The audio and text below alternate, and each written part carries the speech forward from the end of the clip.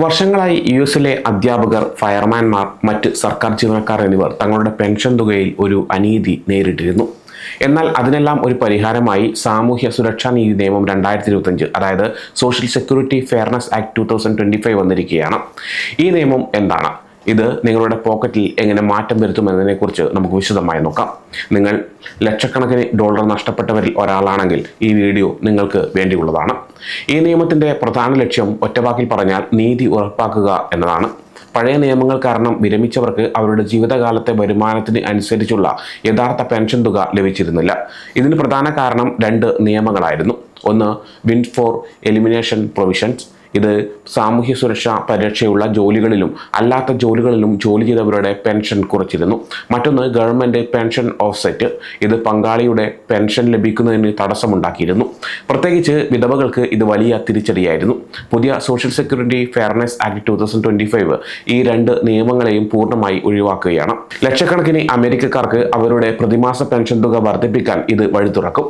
2025 social security fairness act പൊതുമേഖലയിൽ ജോലി ചെയ്യുന്ന ആയിരക്കണക്കിന് ഇന്ത്യക്കാരെ സംബന്ധിച്ചിടത്തോളം വലിയ മാറ്റങ്ങൾ കൊണ്ടുവരുന്നുണ്ട്.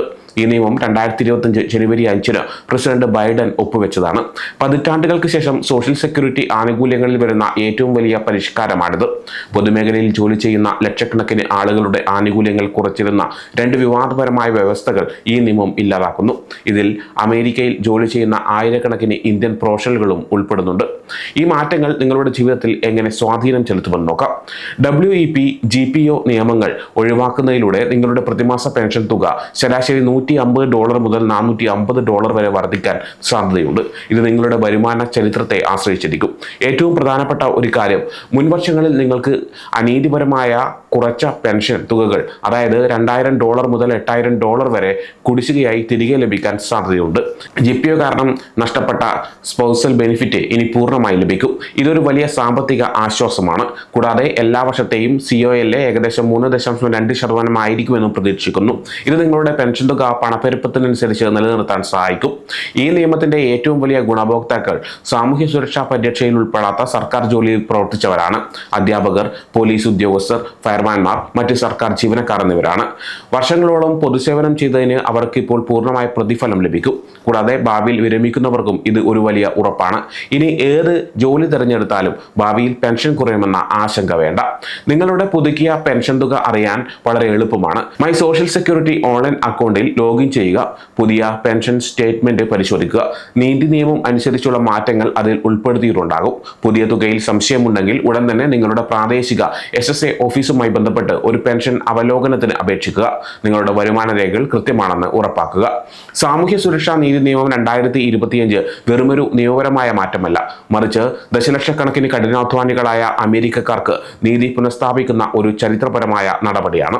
ഇത് നമ്മുടെ സാമ്പത്തിക സുരക്ഷ ഉറപ്പാക്കുകയും പൊതുമേഖലയിൽ പ്രവർത്തിച്ചവർക്ക് അർഹമായ അംഗീകാരം നൽകുകയും ചെയ്യുന്നു.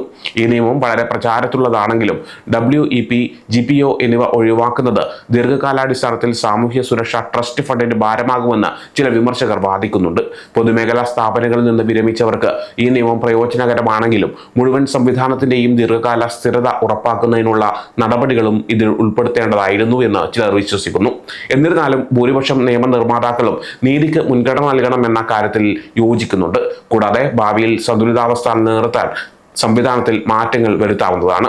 ഈ വലിയ ആനുകൂല്യ ക്രമീകരണ പരിപാടി പൂർത്തിയാക്കിയത് സോഷ്യൽ സെക്യൂരിറ്റി അഡ്മിനിസ്ട്രേഷൻ എല്ലാ ഗുണഭോക്താക്കൾക്കും അവരുടെ തൊഴിൽ മേഖലയോ രാജ്യത്തിന്റെ ഉദ്ഭവമോ പരിഗണിക്കാതെ നീതിയുക്തമായി സേവനം നൽകാനുള്ള പ്രതിബദ്ധതയാണ് കാണിക്കുന്നത്.